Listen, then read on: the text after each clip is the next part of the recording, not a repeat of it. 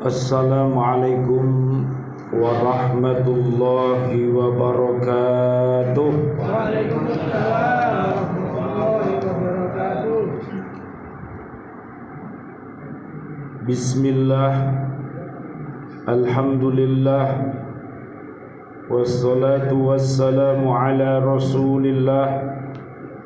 Asyhadu an la ilaha illallah wahdahu la syarika lah, wa asyhadu anna Muhammadan abduhu wa rasuluh. Allahumma salli wa sallim wa barik ala sayyidina Muhammad wa ala alihi wa ashabihi ajma'in, walhamdu lillahi rabbil alamin.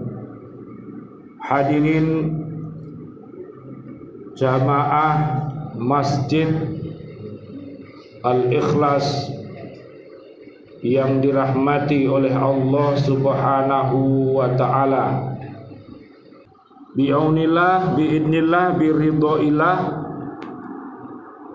Alhamdulillah kita bisa bertemu kembali untuk melanjutkan kajian kita. Tolong wabil khusus jamaah Masjid Al-Ikhlas ini sebagai bekal dakwah kita, sebagai Abdullah, sebagai Khalifatullah fil ard, kita harus memohon kepada Allah Subhanahu wa ta'ala agar diberikan sifat yang mulia, sidik, fatonah, amanah, dan T-nya adalah tabligh. Ya kan, pas toh? Yang jenis di pasno. Cedek iso.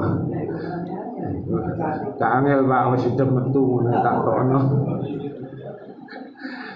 Itulah sifat yang mulia yang Allah berikan kepada Nabi Muhammad sallallahu alaihi wasallam.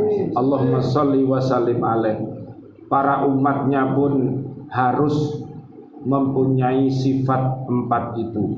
Oleh karena itu, silahkan dibaca, dipahami, diamalkan dan didakwahkan, yaitu surat 74 Al-Muddatsir kemarin dari ayat 1 sampai ayat 7. Pada pertemuan kali ini akan saya sampaikan ayat yang kelima dari surat Al-Muddatsir. Allah berfirman, warrujza fahjur, dan tinggalkanlah segala perbuatan yang keji. Oleh karena itu kita memohon kepada Allah Subhanahu wa ta'ala, Allahumma hdina siratal mustaqim siratal anbiya wal mursalin.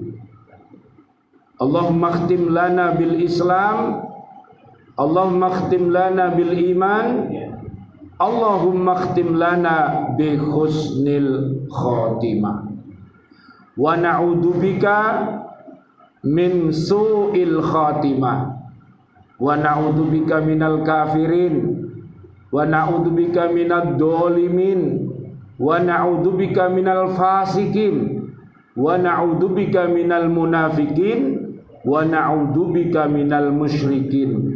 Disingkat KDFMM. Ya, sampean jangan sampai lupa ya, MM, musuh-musuh yang nyata ya tadi ya. Oleh karena itu berlindunglah kepada Allah Subhanahu wa ta'ala dan tinggalkan segala bentuk perbuatan keji dan perbuatan mungkar. Dengan tilawatil Quran, dengan mendirikan sholat di masjid ini, fa insyaallah jamaah Masjid Al-Ikhlas ini akan dihindarkan dari perbuatan keji dan perbuatan mungkar. Amin ya rabbal alamin. Selanjutnya Nabi Muhammad SAW diperintahkan supaya meninggalkan perbuatan dosa seperti menyembah berhala atau patung. Kata ar-rujza yang terdapat dalam ayat ini berarti siksaan, dan dalam hal ini ada yang dimaksudkan ialah perintah menjauhkan segala sebab yang mendatangkan siksaan, yakni perbuatan maksiat. Termasuk yang dilarang oleh ayat ini ialah mengerjakan segala macam perbuatan yang menyebabkan perbuatan maksiat. Jadi sekali lagi, dengan puasa yang kita laksanakan dengan baik, seluruh aktivitas ibadah di bulan suci Ramadan dengan baik, fa insyaallah panjenengan akan terhindar dari segala bentuk perbuatan maksiat. Membersihkan diri dari dosa, apalagi bagi seorang dai, seorang muslim, seorang muslimah, adalah suatu kewajiban. Sebab kalau pada diri sang dai atau muslimin muslimat sendiri diketahui ada celah dan aib oleh masyarakat, tentu perkataan dan nasihatnya sulit diterima. Bahkan mubalik yang pandai memelihara diri sekalipun pasti akan menghadapi dua bentuk tantangan ini. Jadi sekali lagi, kita sebagai umat Islam, umat yang terbaik, namun yang namanya tantangan dalam dakwah pasti dan pasti akan kita hadapi, sebagaimana yang telah dialami oleh para nabi dan rasul dahulu. Satu, boleh jadi orang yang diajak dan diseru ke jalan Allah akan menepuk dada, memperlihatkan kesombongannya, sehingga merasa tidak membutuhkan nasihat dengan kekayaan ilmu dan pengetahuan dan kedudukan tinggi yang dimilikinya. Ia merasa tidak perlu lagi diajak ke jalan Allah Subhanahu wa ta'ala. Seperti contohnya Korun, kaya raya, tapi kekayaannya itu bukan untuk fisabilillah, tapi malah melaknat yang namanya Korun itu. Karena Korun itu ditanya, dari mana Korun kau dapatkan kekayaan ini? Korun mengatakan, kekayaanku itu berasal dari ilmuku semata dan jerih usaha payahku. Sehingga yang namanya Korun itu tidak mau berinfak sedekah, tidak mau. Oleh karena itu akhirnya Korun dilaknat oleh Allah Subhanahu wa ta'ala dengan harta bendanya. Oleh karena itu kalau sekarang ini ada penggalian atau apalah di bumi, ditemukan barang-barang yang berharga, maka biasanya disebut harta karun. Sampai pengen golek poso-poso bukan tuh malah kesel ya Pak ya. Jadi hati-hati ya, jangan sampai itu terjadi. Maka berlindung kepada Allah dari segala bentuk kemungkaran dan kemunafikan. Yang kedua, mungkin pula sang dai atau muslimin muslimat dimusuhi oleh penguasa dan tidak disenangi kepadanya. Sang dai akan diusir, disiksa, dikurangi hak-haknya, diintimidasi, dilarang, dihalang-halangi menyampaikan dakwah dan menegakkan yang hak.